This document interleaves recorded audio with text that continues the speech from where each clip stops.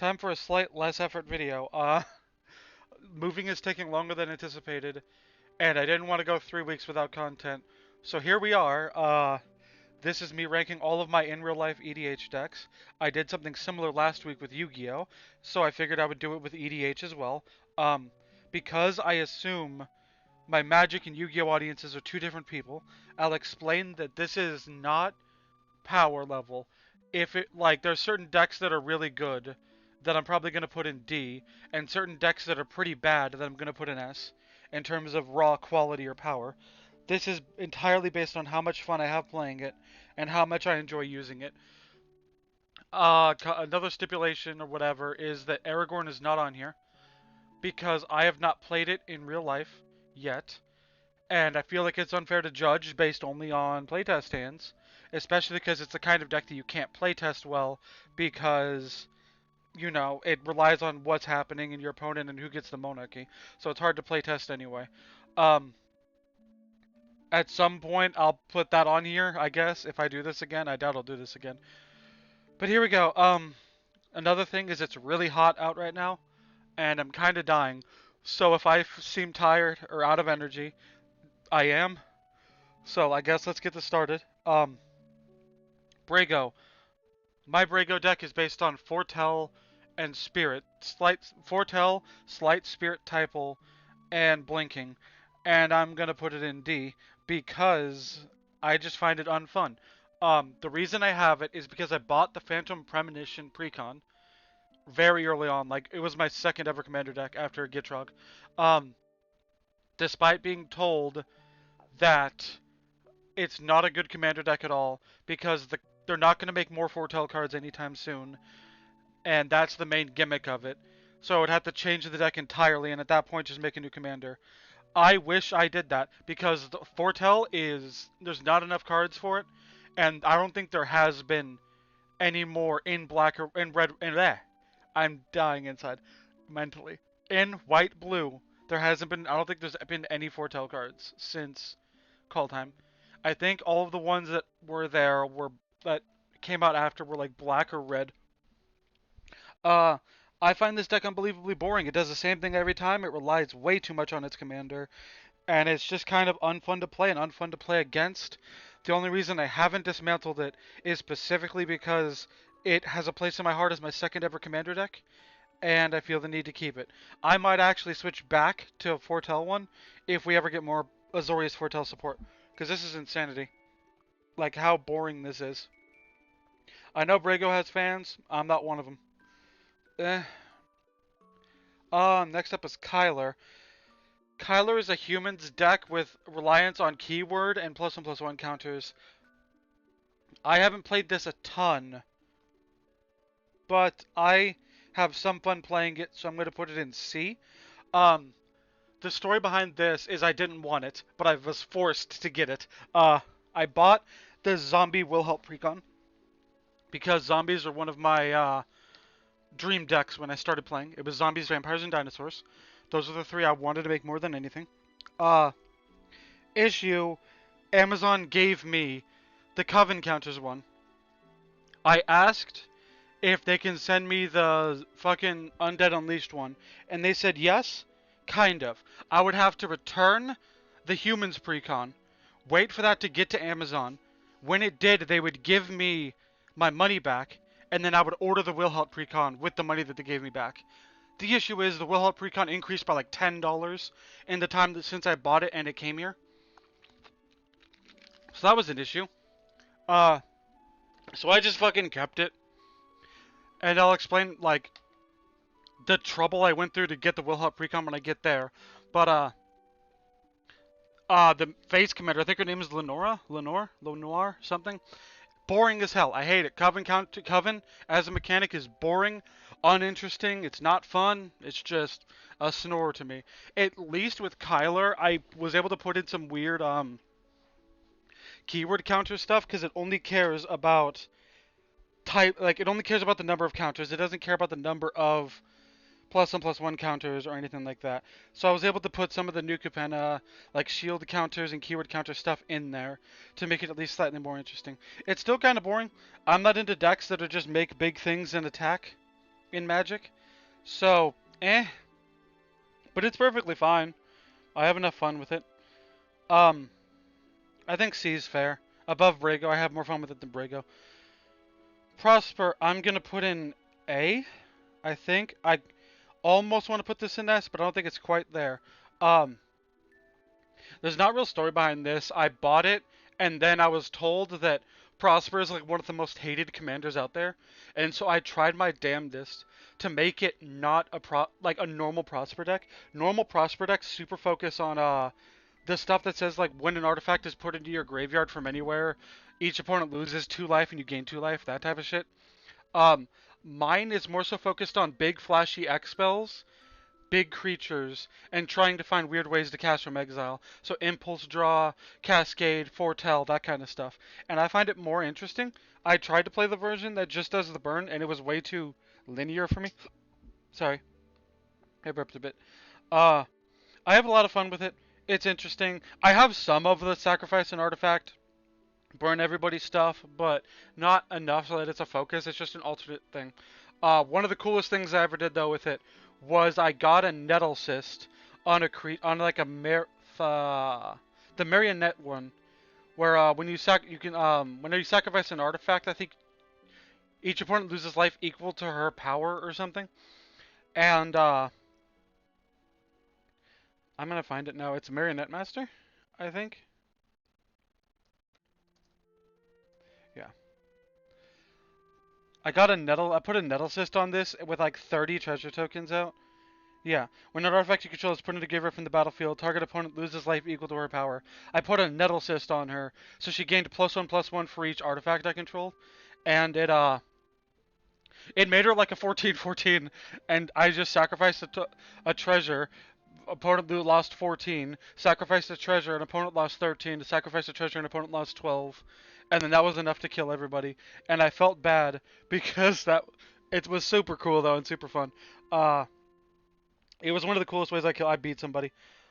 Um, I don't know. I tried to make it different. Another thing I want to point out that angers me recently is I found out that share the spoils doesn't work how I want it to. I need you guys to tell me where on this goddamn card does it say once per turn? Because apparently it's a once per turn, and my play group and I have not been playing it as though it was a once per turn.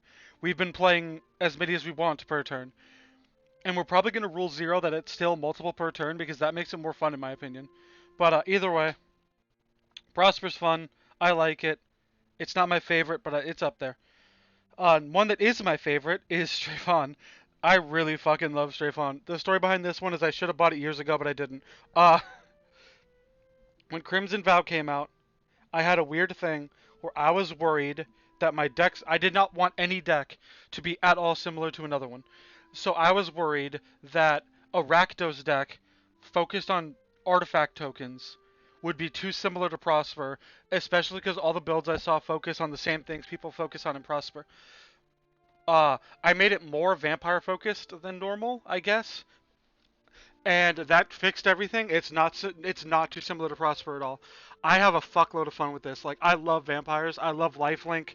I love everything about this. I love graveyard stuff, and I fucking adore this deck, dude. It's so fun. I only got to play it once or twice since we moved, or whatever. But I'm hoping it's gonna be like a standard for me. I'm gonna play this a lot more, or whatever, once we move, because this is one of my favorites. There's so many cool vampires you can cheat in. It does something I really like in Commander. There's a ton of garbage ass vampires. And the reason they're garbage is because they cost like 5 black, black, black or something. And you could just cheat them in and they're good in this deck. I appreciate a Magic deck that uses a new mechanic in order to make old bad cards good.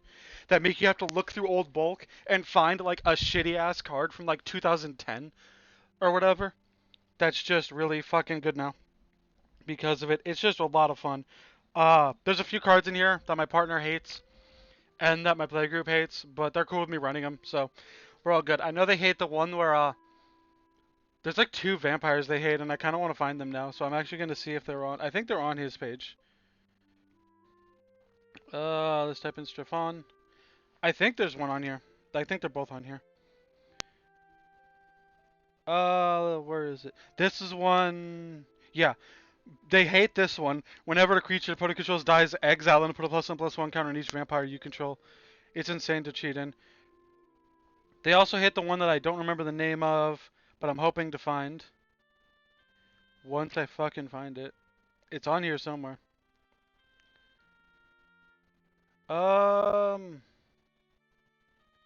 this is gonna bug me. I don't know its name. I know it has like Ward 3 or something. This one. They also hate this one because there's multiple times where I get this in early because it's super easy to make blood tokens, and like it just does. It can get out of hand. It can get 4/4 to 8/8 to 16/16, especially if you give it lifelink. It's insane. I love this deck. Um, Next up is Wilhelt. I'm gonna put this in A. My Wilhelt is a basic one. It focused too much on Puppet Factory originally, and I made it so it instead focused on like I put more things in there as win conditions. So now it has like Rooftop Storm and Haven Ghoul Lich as a I think it's Haven Ghoul Lich as a win condition. It's got Swarming the board with tokens as a win condition. It's got loops with God, what is it? Gravecrawler? Yeah. Story about this, I guess, continuing. After the Coven counter fiasco, where I didn't want to wait 75 years to get fucking Undead Unleashed and to pay more money for it, we went everywhere.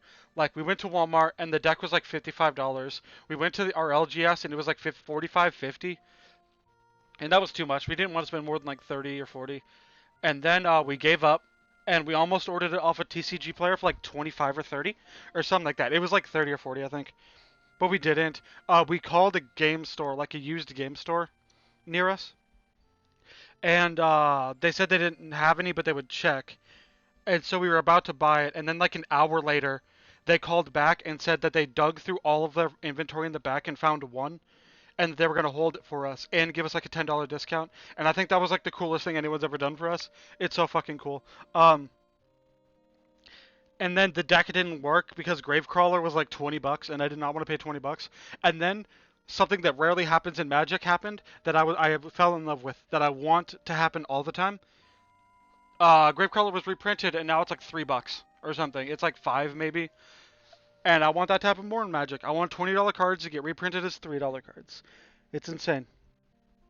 We have a lot of fun with Wilhelt. It's not my favorite, but it's up there. I think it's on par with Prosper in terms of funness. I want to save S tier for like decks I fucking adore, as opposed to just really, really like, if that makes sense. I don't know about you guys, but I've been too positive lately, so we're gonna put Omnath in D.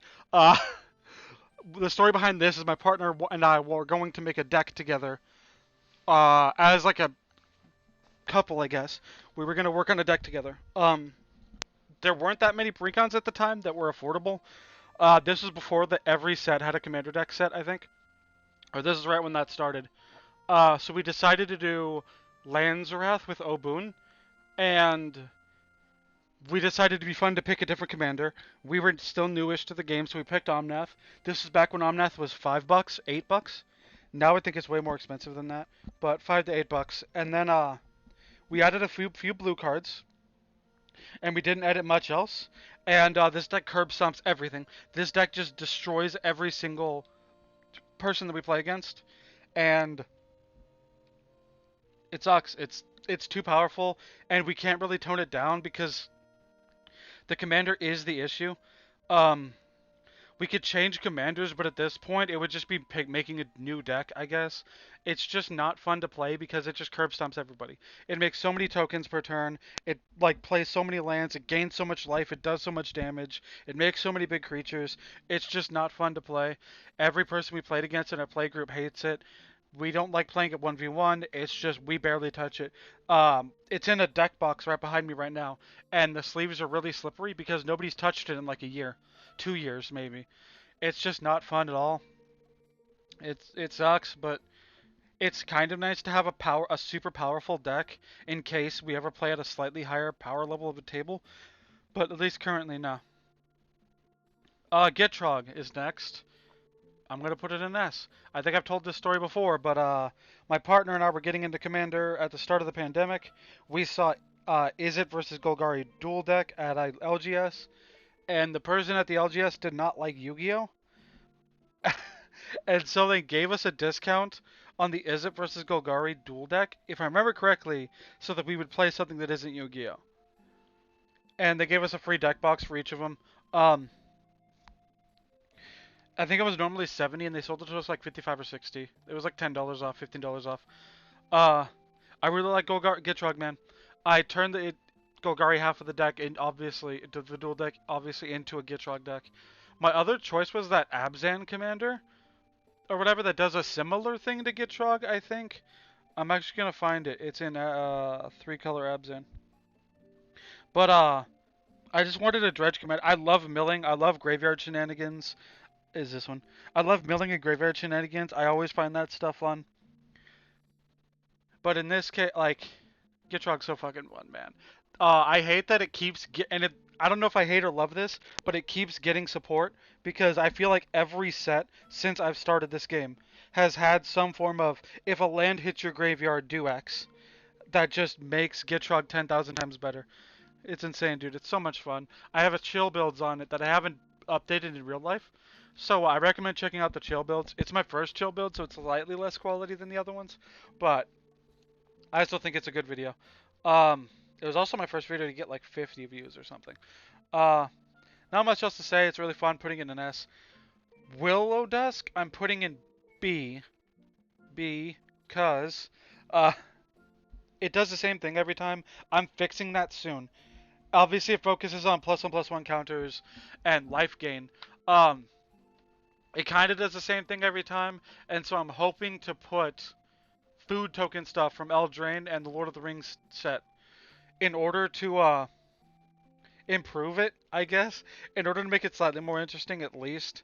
And I think it'd be cool that I would have a treasure deck, a blood deck, fucking food deck, and I kind of want to make a clue deck, so I would have one for all 4 of the main artifact token types. But at the moment, it's fun enough. It's just kind of samey. That's all I can really say about it. It just kind of gains life. You put a bunch of +1/+1 counters on an evasive dude, and then you swing in for game. Well, you have like 180 life or whatever. And then you pay life to cast spells, sometimes with like Bolas Citadel, or that one creature I don't remember the name of that's like, you could pay mana instead of black, you could pay life instead of black mana or something. It's fine enough. It's just kind of samey and boring at times. Oh, Giganta's hard. I kind of want to put it in B. Because, it's hard because I haven't updated it to the chill builds version yet. Once I do, I could see this moving to A. It's like a really interesting deck, with taking advantage of weird keywords and combinations. One of my friends, our ex-roommate, bought the Mutate Precon, and I went on Amazon and found a thing that was like for $28. We'll send you a random Precon. And from Ikoria, and I did it, and I was given the Mutate Precon, and I was like, fuck. I am interested in Mutate, but I don't want this deck to be too similar to my roommates. So what I did was I made it all color, and the issue with that is, there's not a lot of all color commanders that work with Mutate, so I thought Giganta would be a good pick, because, you know, it's a fucking mana dork that taps one of each color, and a lot of Mutate cards have weird colors. Or a lot of colored pips in their casting cost and the mutate cost. So I thought that would help, and I didn't want it to be Giganta doesn't matter. She's just there to tap and give and play a mutate boy. So I put in a bunch of spells that cost one of each color mana, or abilities that cost one of each color mana, to make it more interesting, or whatever. But I haven't updated it fully yet. The version I have is every mutate card that exists, plus every card in our bulk that had interesting keywords or mutate interactions. I think once I update this, I'm going to move it up to A, but who knows. Last up is Sefris. Sefris is going in S. It's one of my favorites. It's like top tier, man. It's so much fucking fun. I think dungeons are really interesting and a unique mechanic because I just love unique mechanics. I love dungeons. I love initiative and monarchy. I like weird stuff like mutate stacks and like weird token types and all that. It's what's interesting to me about Magic, and I hope they do more of it. I didn't buy this originally for 2 reasons. Ex-roommate said that it's an Esper deck, and Esper decks are inherently disgusting. and they said that we're never getting more dungeon support, so nothing in this deck is ever going to get more cards. Apparently the second one at least wasn't true, because every fucking set there's a new black, white, or blue card, or some combination of them, that I need to add to this deck immediately. I know my playgroup doesn't like it because it runs a lot of removal, it runs counter spells, and it's hard to interact with dungeon abilities. So like you can't counter me drawing 3 cards, playing a card from my hand for free, and doing all that. And I just really like it. It's unique, it's interesting, it's fun. It's not just a boring aristocrats deck. I think it's unique, and I just really have a fuck ton of fun playing it, and it's cool. Making it better and better as time goes on. I also like to say shout out to the person on Twitter who sent me oversized dungeons, so that now it feels so much better to play because of the gigantic dungeons. It's just a lot of fun, and I'm glad I got support with the initiative stuff in the second D&D set. I hope we get another D&D set specifically so that we can get more dungeon support. And with that new dungeon coming out for the Baldur's Gate, Battle for Baldur's Gate, whatever remaster, whatever you want to call it, I am going to print out that token to use it in this deck. It's too fun not to. The more dungeons, the merrier. I might even print out like fan-made dungeons that I've seen. I've seen custom dungeons that seem really fun, and Rule Zero those in. It'll just be a fun time. But I guess that's it. I'm going to make sure that this is how I want to do it. I'm tempted to put Wilhelt in S, but I don't think I like it as much as Strefan, Gitrog, or Sefris is my issue. Kyler I kind of want to put in D, but it's more fun than Brago and isn't overpowered like Omnath. And then I think Willowdusk, it belongs in B. Once again, I could see Giganta moving up to an A once I do the EDH, the chill builds version, and update it. I think that's good. I hope you guys enjoyed this video. I hope it was at all interesting. Hopefully next week is back to your regularly scheduled program. Probably either a chill builds or learning a new episode of Learning Yu-Gi-Oh! Again, it probably won't be learning Lunalight like the poll one, because I want to do a deck that I want to do first, and then maybe do Lunalight. Also, Lunalights are harder to build, I guess. I don't know. But thank you guys for being patient. I know this many weeks without content sucks, but I had to move, so I hope this is at all interesting. And if you have any recommendations for videos or whatever you want to see me try, or challenges or something, I'm up for it, so just leave a comment. I also have a Twitter, like I always say. It's in the description. I have a Let's Play channel. That's also in the description. Pretty soon, I want to Let's Play one of the Yu-Gi-Oh! DS games, so that might happen soon, but it depends. I have to finish Pokemon first, so. But I've been rambling long enough. Also, I'm just going to end this by saying what everyone's thinking. Most of these have black in them. I realize that. I'm trying to get better about it. It's just, I really like black. I like Revival. I like Mill. I like Black's Interaction. So don't judge me that most of my decks are black. Please. But yeah, I was going to say next time, but I guess there isn't a next time. I'm just rambling at this point. See you guys later. I hope you guys have a great day. And again, next week should be regularly scheduled content. See you guys later.